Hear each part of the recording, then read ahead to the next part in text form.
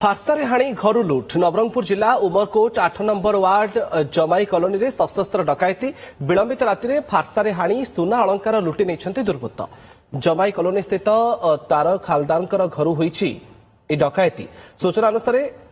तार खालदार घरे विलंबित राति प्राय 5 जन दुर्वृत्त मुहरे कला कपड़ा बांधि प्रवेश करथिले सेमाने प्रथमे घरर कबाट भांगी भीतर को पसी परे तार को फारसारे आक्रमण करथिले आक्रमण में तारक गुरुतर आहत होई घरे पड़ी रही समय दुर्वृत्त माने घरू टंका मोबाइल फोन सुना अलंकार लुटि नहीं तारक कहवा अनुसार 4 जन दुर्वृत्त ओडिया भाषा और जड़े हिंदी भाषा कथा हेउथिले आक्रमण में मुंड फाटी जाइथिबा बेले से गुरुतर अवस्था उपखंड चिकित्सालय चिकित्सित होइछन्ते घटना संपर्क में सूचना पाई पुलिस घटनास्थल में पहुंची तदंत आरंभ करिछि।